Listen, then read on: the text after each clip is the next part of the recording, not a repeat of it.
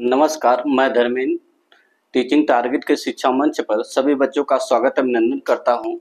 आज हम लोग पढ़ेंगे, कल एक कृषि किससे कहते हैं उसी के कुछ आगे आपकी टॉपिक बची थी जो आप जानेंगे दलहनी फसल के संबंध में, और कुछ चीज़ें आपकी आती हैं जो भारत के जो 3 मुख्य ऋतुएं होती हैं उसको कौन से मुख्य ऋतु में कौन सी फसलें उगाई जाती हैं या पैदावार की जाती हैं। जैसे आप इसे देखेंगे, जो अगर प्राकृतिक दृष्टि से देखा जाए, नेचुरल या सस्य प्रतिरूप के रूप में देखा जाए, तो हमारी क्या मुख्य 3 ऋतुएं आती हैं और 3 ऋतु के अंतर्गत कौन कौन सी फसलें उगाई जाती हैं। जैसे 3 फसलें आपकी मुख्य होती हैं जिसे हम क्या बोलते हैं, एक आपकी रबी की फसल होती है, एक आपकी खरीफ की फसल होती है, एक आपकी जायद होती है। जायद के अंतर्गत आती है। तीन फसलों को जानने का प्रयास करते हैं। जो रबी की फसल होती है वो आपका देखा जाए तो अक्टूबर से दिसंबर के मध्य इसकी क्या होती है, बुआई की जाती है, जिसमें गेहूं आता है, आपका जौ आता है। अब इसके बाद देखा जाए चना, मटर, ये सभी क्या होती हैं, ये रबी की फसल की मुख्य फसलें हैं। और इन फसलों के लिए वर्षा केवल क्या 70 अर्थात 25 से आप कह लें तो 50 से 75 सेंटीमीटर की क्या होती वर्षा की आवश्यकता पड़ती है। अगर आपसे कोई पूछता है आगे खरीफ की फसल क्या आती है, तो खरीफ की फसल जो होती है ये आपका जब मानते हैं कि मानसून अर्थात क्या है, ये आप जून और क्या है जून के बाद ही इसकी जो है रोपाई होती है, अर्थात जो जिसे हम कह लें कि मानसून पर डिपेंड करता है। जैसे अगर आप कहें तो लौटता हुआ मानसून जो अरब सागर से आता है, तो यहाँ पर जो मानसून जो हमारे भारत में जो है बंगाल की खाड़ी से आता है, जो आपके 15 जून के बीच 20 जून के मध्य के जो मानसून आते हैं, इसी के द्वारा आपकी खरीफ की फसल की सिंचाई अर्थात कार्य की क्या की जाती है, कि जो है जिसे खरीफ की फसल आती है वो जून के मन से इसकी क्या हो जाती है, रोपाई हो जाती है, जिसमें चावल आता है, बाजरा आता है और मक्का आता है। ये सभी इन फसलों को लिए ये विशेष होती हैं। अब आते हैं जायद की फसल के रूप में। जायद के फसल में देखा जाए, जैसे हो गया एक गन्ना, तो आपका एक वार्षिक के फसल के रूप में आता है, लेकिन इसके बाद मुख्य फसल हो गया जैसे जायद में जो आपके देखेंगे मई और जून के बीच में, अर्थात ये कह लें कि आपका जब अप्रैल बीतता है, बीतने के बाद जो मई और जून का बीच वाला मंथ होता है, मई जून के बीच वाला क्षेत्र होता है अर्थात मंथ जो होता है, इस दोनों मंथ के बीच में जायद फसल क्या करती है, उगाई जाती है, जिसे हम ककड़ी हो गई, खरबूज हो गया, तरबूज हो गया, ये सभी का क्या किया जाता, इन फसलों को जो है जायद के रूप में उत्पादन किया जाता। उसी जानने का प्रयास करते हैं जो फसल ऋतु अर्थात मानसूनी जो ऋतुएं होती हैं, 3 मुख्य ऋतुएं होती हैं, उनके तहत जो होती हैं उन फसलों को कौन सी फसल किस मंथ में उगाई जाती है, रबी और खरीफ और जायद, उससे जानने का प्रयास करते हैं इस लेसन के अंतर्गत इस टॉपिक के। देखिएगा भारत में फसल ऋतु क्या होती है, मतलब भारत में फसल ऋतु क्या होती है, फसल जो हम फसल उगाते हैं, जैसे अभी गिवन फॉर एग्जांपल के रूप में अभी हम बताए हैं कि फसल क्या है, फसल क्या है, एक आप खाद्यान्नी फसल होती है जो मानो क्या करता अपनी आवश्यकता के लिए फसल का उपयोग करता है अर्थात उगाता है, जो उसके जीवन निर्वाह के लिए उत्तम मानी जाती है। तो इसे जानने का प्रयास करते हैं कि भारत में फसल ऋतु क्या आती है, कौन कौन सी जो ऋतु होती हैं वो फसल उत्पादन करने में अहम भूमिका निभाती हैं। जैसे देखते हैं, देखिएगा भारत में फसल ऋतु, भारत में 3 सात ऋतुएं होती हैं। कहते हैं भारत में मुख्य कितनी होती हैं, 3 ऋतुएं पाई जाती हैं। अगर आपके देखा जाए कौन कौन सी जो होती हैं, भारत में 3 सात ऋतुएं के रूप में पाई जाती हैं। देखिएगा आप इसके अंतर्गत कौन से जो 7 ऋतु के अंतर्गत अभी आपने ऋतु के अंतर्गत अध्ययन किया है, तो इसमें कौन कौन सी फसलें आती हैं?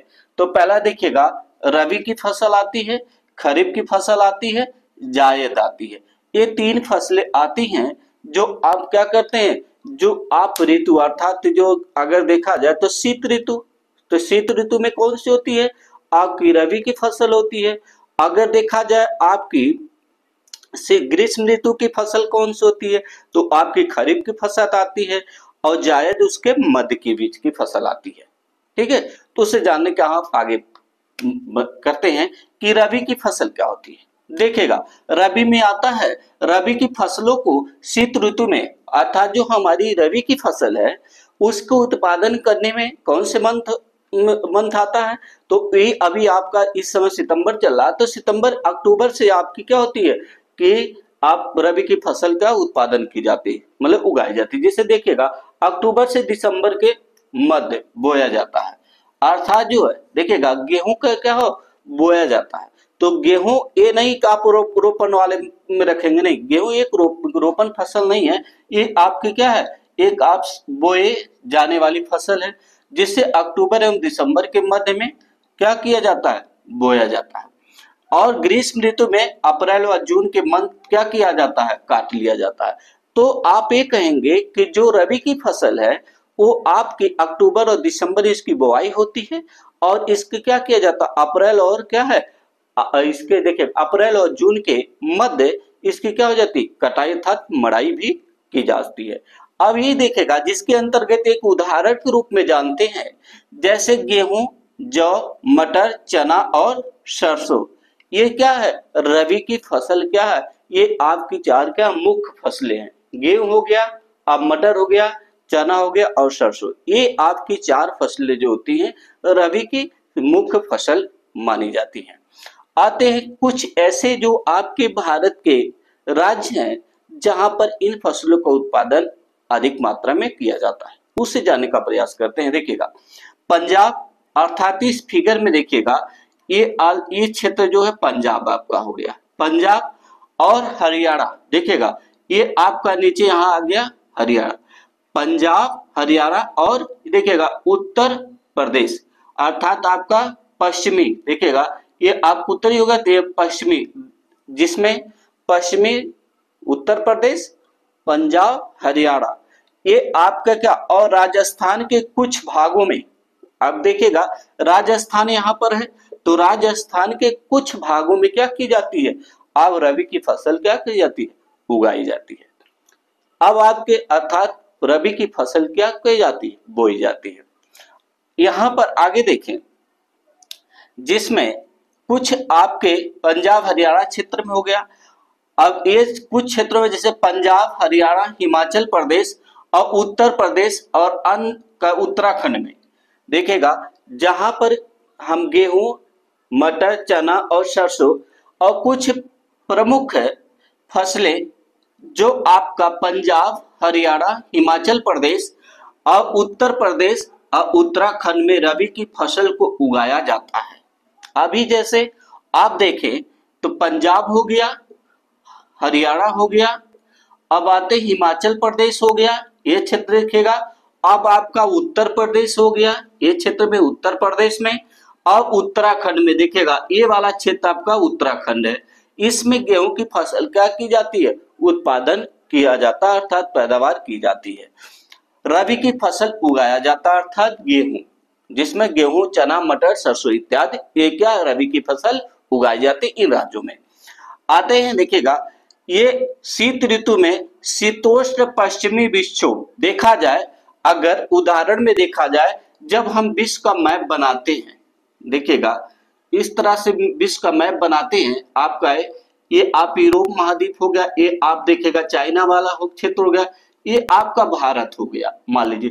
तो ये देखिएगा ये पश्चिमी विक्षोभ के द्वारा जो यहाँ से आपके अरब सागर, भूमध्य सागर से जो हवाएं चलती है, अर्थात ठंडी जो वर्षा ये हवाएं चलती है, और इधर से चाइना अर्थात चीन, मध्य एशिया से तो जो हवाएं आती हैं, तो आपका इसके साथ जो है जल को क्या करती हैं, हल्का मतलब जिसे कहा शीत, तो क्या कर रहा है देखिएगा, यहाँ ग्रीष्म ऋतु में अर्थात यहाँ आगे देखिएगा शीतोष्ण पश्चिमी, ये क्या होती है, ये हमारे शीतोष्ण और पश्चिमी विक्षोभ के कारण से जो आपके भूमध्य सागर और क्या है अर्थात पश्चिमी पश्चिमी एशिया से और भारत के क्षेत्रों में देखिएगा, भारत अर्थात जो है राजस्थान से लेके ये वाला क्षेत्र देखिएगा, ये राजस्थान से लेकर आपका देखा जाए राजस्थान और इधर पंजाब, पंजाब आपका यही आता है ना, देखिएगा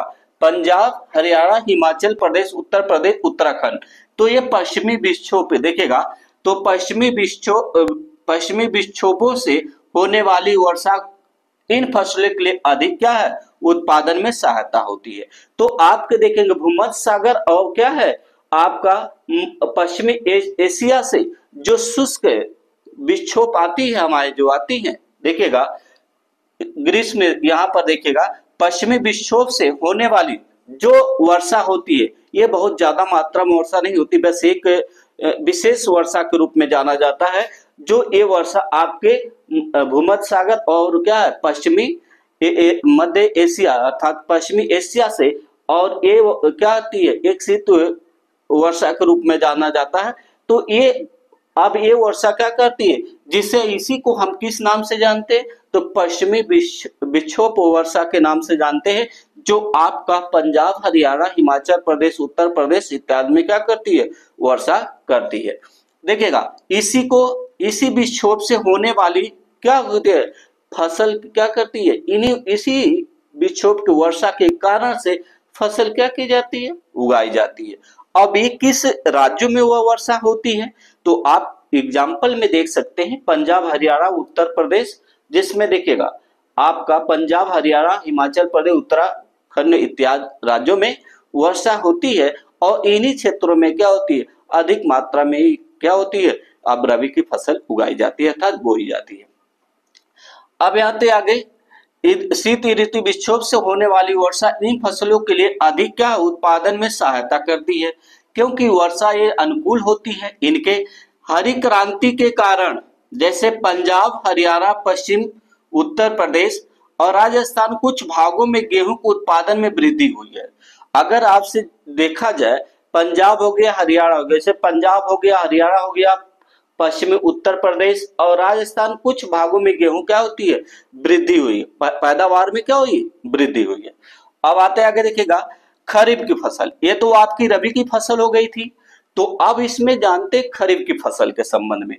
खरीफ की फसल अर्थात की फसलें मानसून के आगमन, मानसून क्या होता है आप देखेंगे तो ये देखिएगा ये आपका बंगाल की खाड़ी है, तो ये बंगाल की खाड़ी से चलने वाला मानसून जो होता है ये आप देखेंगे तो उत्तर और पूर्वी क्षेत्रों में अर्थात ये देखा जाए जैसे हो गया झारखंड हो गया आपका, कुछ केरल झारखंड वाले क्षेत्रों में, उत्तर प्रदेश वाले जो आपके राज्यों में और छत्तीसगढ़, ये सभी राज्यों में सोता हुआ मानसून क्या करता है आप उत्तर प्रदेश के क्षेत्र में जाता है। तो ये सभी क्षेत्रों में क्या करता है, इन्हीं के कारण जो मानसून के आगमन से जो होता है मई जून, अर्थात ये मानसून कब आता है मई जून माना जाता है, लेकिन आज की स्थिति में देखा जाए तो 15 जून मैक्सिमम का आपका होता है कि 15 जून अर्थात ये आपका 15 जून नहीं 15 जून से माना जाता है कि मानसून आता है, लेकिन यहाँ पर आपका है सपोज दैट इसमें मई और जुलाई के संबंध में, तो मई जुलाई के साथ बोने जाने वाली है। अब आप कहेंगे जो मानसून होता है जो आपके भारत में आता है, इन्हीं से मानसूनों के द्वारा जो होती है खरीफ की फसल का उत्पादन किया जाता है। जो ये फसल जो होती है कब इसका जो रोपनी की जाता था, रोपण फसल के अंतर्गत आती है, जिसमें आपका धान आता है, और इसके बाद देखिएगा जैसे धान हो गया, उड़द हो गया, मक्का हो गया, बाजरा हो गया, ये सभी फसलें क्या होती है खरीफ की फसलें होती हैं, और ये मानसूनी वाली फसल होती हैं। इनके जो मानसून कब आते हैं जैसे मई और जुलाई के मध्य इनकी जो बुवाई होती है, और इनका ये माना जाता है कि ये मानसूनी अर्थात जून में ये मानसून आते हैं, इन्हीं के द्वारा इनकी फसल को क्या होती है इन्हीं वर्षा के द्वारा ये फसल उत्पादन की जाती है।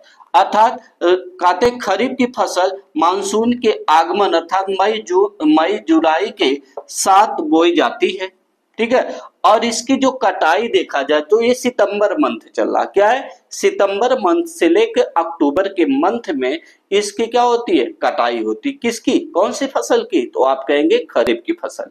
कहते हैं कि ये मई जुलाई के संबंध में ये बोई जाती है अर्थात जिसका रोपण किया जाता है और इसका सितंबर अक्टूबर में काट ली जाती है। मतलब खरीफ की फसल सितंबर अक्टूबर में काट ली जाती है। इस ऋतु में बोई जाने वाली मुख्य फसलें, जो आपकी खरीफ की फसल जो होती है वो कौन सी खरीफ की फसल में मुख्य फसल के रूप में जाना जाता है, उस जानते हैं कि एक आपका चावल अर्थात धान, क्या करते हैं, धान, मक्का, बाजरा, तूर, मूंग अर्थात उड़द, कपास, जूट का, मूंगफली और सोयाबीन, ये सभी क्या होती हैं। जैसे आपकी कौन सी आती है, चावल हो गया, मक्का हो गया, उड़द हो गया, मूंगफली हो गई।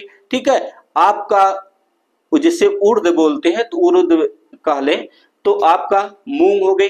ये सभी फसलें क्या होती है, अगर देखा जाए कि आपके मध्य प्रदेश में सबसे अधिक सोयाबीन होता है तो वहां पर सोयाबीन भी खरीफ की फसल के अंतर्गत आती है, जिसका उत्पादन आपके क्या की जाती है, आप खरीफ फसल के रूप में किया जाता है। आते हैं जिसमें धान की मुख्य फसल क्या है, जो धान क्या है, खरीफ की एक मुख्य फसल के रूप में जाना जाता है।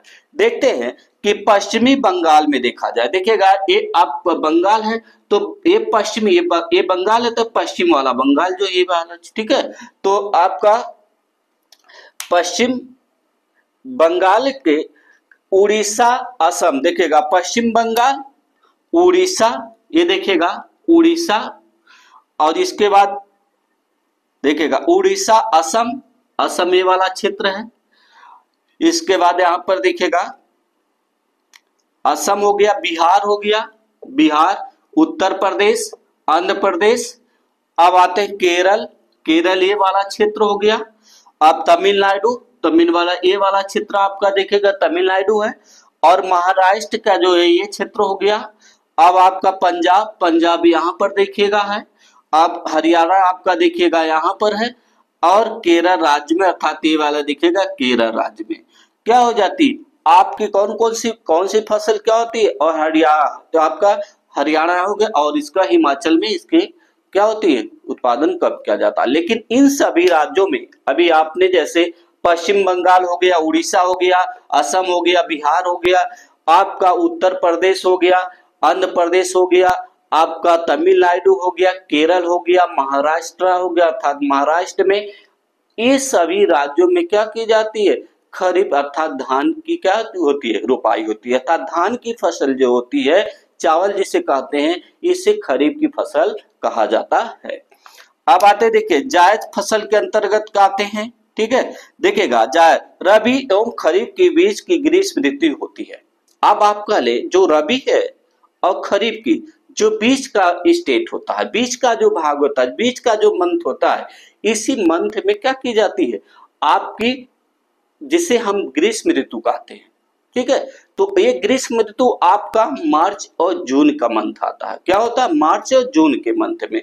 तो जो फसल उगाई जाती है जिसे हम जायद कहते हैं, ठीक है, देखेगा जिसे हम जायद क्या है, जिसे हम जायद फसल के नाम से जानते हैं, ये फसल आपकी मार्च और जून के मध्य में क्या की जाती है, इनका उत्पादन किया जाता है। जैसे ककड़ी धल है, खीरा है, आपका तरबूज है, इन सभी फसलों को क्या की जाती है, उत्पादन किया जाता है। अर्थात बोई जाने वाली एक फसल है जिसे जायद कहते हैं। अब इस ऋतु के मुख्य फसल अगर आपका देखा जाए तो आप मार्च और मई के जो मंथ है, जून, अर्थात ये लिखा है मार्च और जून के मंथ में इसमें एक मुख्य फसल होती है। अगर तरबूज, खरबूज, आपके तरबूज धर ले, खरबूज रख ले, ककड़ी धर ले, इनके अलावा इस ऋतु की अर्थात इस मंथ की सबसे विशेष फसल होती है जिसे वार्षिक फसल के नाम से जानते हैं, वो आपकी गन्ना होता है। क्या होता है, गन्ना होता है। इस ऋतु की मुख्य फसल होती है जिसे आप कह सकते हैं खरबूज हो गया, तरबूज हो गया, सब्जियां हो गई और चारा इत्यादि फसलें होती हैं। लेकिन इसी ऋतु के मुख्य फसल के रूप में हम क्या करते हैं, गन्ना एक विशेष तौर पर तैयार की जाने वाली फसल है जिसे वार्षिक फसल के रूप में जाना जाता है।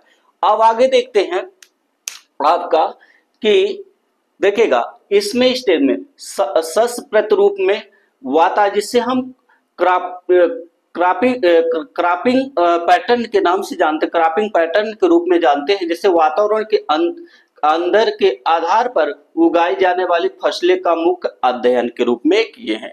अब आते कुछ फसलें जो होती है जो कल आप अध्ययन किए थे तो उसमें क्या है एक संक्षेप रूप में हम जाने थे, लेकिन आज थोड़ा सी विशेष रूप में जाने थे, थोड़ा विस्तार देखिएगा। गहन जीविका कृषि क्या होती है, तो आप कह लें कि भारत में गहन कृषि उन क्षेत्रों पर की जाती है जहां पर जनसंख्या क्या है जनसंख्या का भूमि पर अत्यधिक दबाव है। जहां जनसंख्या हो, जैसे उत्तरी भारत में देखा जाए अधिक जनसंख्या का दबाव अधिक है होता है, यहाँ श्रम प्रधान कृषि होती है। तो आप देखेंगे भारत में जो है अगर उत्तर प्रदेश से अगर उत्तर विशाल मैदान में देखा जाए भारत के, तो आप यहाँ पर अधिक क्या होती है अत्यधिक कृषि प्रधान देश कहा जाता है, या भारत को रहने के कृषि प्रधान देश भारत को माना जाता है।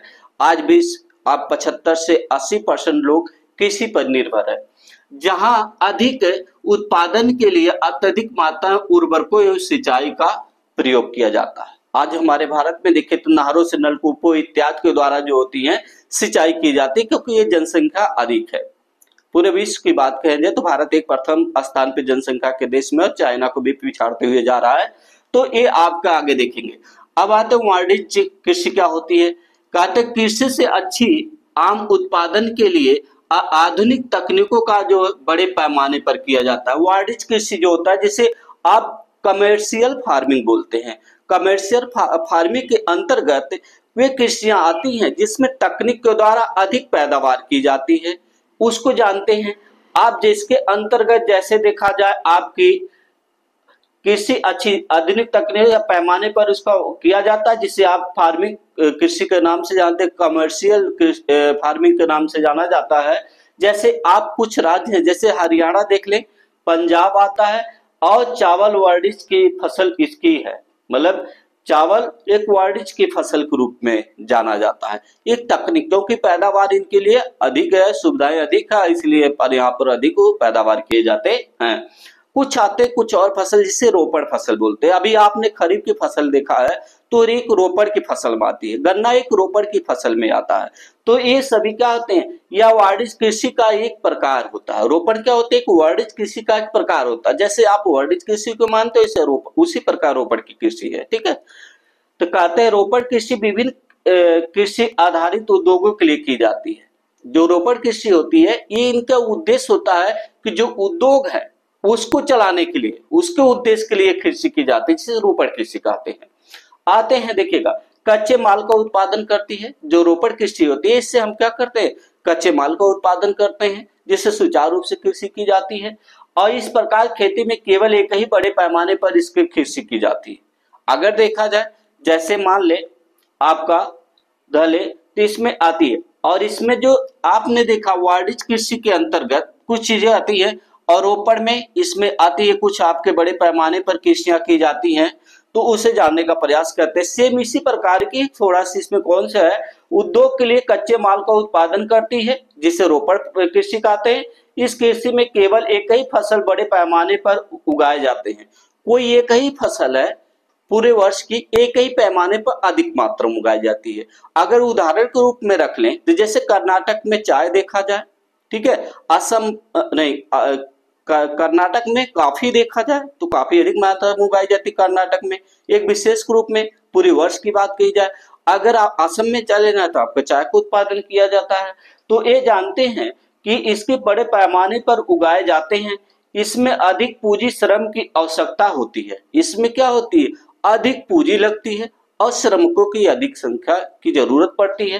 क्योंकि अगर चाय को हम क्या करेंगे, मतलब उसे क्या करते, अगर उससे मड़ाई करते हैं, उससे क्या करते हैं, चुनते हैं, तो उसमें चाय को संख्या से श्रमिकों की अधिक आवश्यकता पड़ेगी, क्योंकि उनके लिए चाय को काटना, चाय को एकत्र करने की श्रम की अधिक आवश्यकता पड़ेगी, इसलिए पूंजी अर्थात श्रमिकों की आवश्यकता हो पड़ती है। अवरोपण कृषि के अंतर्गत कौन कौन सी आती हैं? देखिएगा, एक परिवहन, इसके लिए परिवहन संचार साधन की आवश्यकता भी पड़ती है। अगर आपका परिवहन भी होना चाहिए, जैसे सुविधा जो यातायात जाने के लिए सुविधा होती है, जैसे आप ट्रक हो गया, ट्रक फार्मिंग के अंतर्गत आता है, जैसे आप सब्जियां हैं, तो उसी प्रकार से सब्जियों के अंतर्गत ले जाने के लिए हमें क्या है, इसी सुविधा की आवश्यकता पड़ती है। जैसे रख ले परिवहन संचार साधन की आवश्यकता पड़ती है। इसमें कौन कौन से राज्य जाते हैं जो आपके देखा जाए रोपण फसल के उत्पादन में कौन कौन से राज्य अहम भूमिका निभाते हैं, उसे जानने का प्रयास करते हैं। जैसे असम में देखा जाए तो आपका चाय का उत्पादन करता है। अगर आपका चले जाए उत्तरी बंगाल में चले जाएं तो वहां भी चाय का उत्पादन किया जाता है। रख लें, जैसे असम में जो देखा जाए यह वाला क्षेत्र जो है ये आपका जो है चाय का उत्पादन करता है। अगर ये पश्चिम बंगाल में देखा जाए तो ये देखिएगा पश्चिम बंगाल में आपका चाय का उत्पादन होता है। अब आते कर्नाटक में, ये देखिएगा आपका ये तो केरल है, ये वाला क्षेत्र आपका कर्नाटक है। ठीक है, तो कर्नाटक, ठीक है, देखिए कर्नाटक जो है ये वाले क्षेत्र में, इस राज्य में तो क्या है आपका कॉफी क्या की जाती है, अधिक मात्रा में उगाई जाती है। तो ये समझे कि इन राज्यों में क्या होती है, ये मुख्य फसल के रूप में होती है, लेकिन इनकी मुख्य एक रोपण फसल है। क्या होती है, ये सभी क्या होती है, इन फसलों की रोपण विधि के द्वारा की जाती है। जैसे आप रख ले कॉफी हो गया, चाय हो गया, ठीक है, ये जो आप पश्चिम बंगाल देखें, असम देखें, इधर कर्नाटक में, इन सभी फसल जो रोपण फसल के अंतर्गत आती है, क्योंकि इनके डंठल को काट कर जो होते हैं इनकी रोपाई की जाती है, या बीज के द्वारा इनको रोपण पहले करके इसके बीज को क्या करती है, एक छोटे छोटे खंडों बांट कर इसे रोपण किया जाता है। तो ये सभी ई रोपण फसल के अंतर्गत आज हम अध्ययन करेंगे। आप इसे जानने का प्रयास किए हैं। आज इसके बाद नेक्स्ट हमारी टॉपिक रहेगी आपका, जिसे हम जानने का प्रयास करेंगे मुख्य फसल, जिससे आपकी जो मुख्य फसल होती है उसमें जानने का प्रयास करेंगे। जैसे कुछ आपके मुख्य फसल के अंतर्गत देखेगा, इसी के अंतर्गत कुछ फसल आती है। मुख्य फसल के अंतर्गत देखा जाए तो आपका खरीफ के फसल के अंतर्गत आती है चावल अर्थात धान हो गया। ठीक है, अब इसके जो मुख्य फसल के अंतर्गत ये जानने का प्रयास करेंगे, और इसी में हम मुख्य फसल में क्या जानेंगे, अनाज, क्या करेंगे, अनाज और दलहन अर्थात अनाज और दलहन की फसल को जानेंगे। जैसे आप में दलहन में आपका देखा जाए आपकी अरहर हो गई, ये आपका देखा जाए जो है रबी की फसल में चावल हो गया, मक्का हो गया मोटे अनाज का। ये सभी बात इसके नेक्स्ट आप वीडियो में आप देखेंगे। थैंक्स।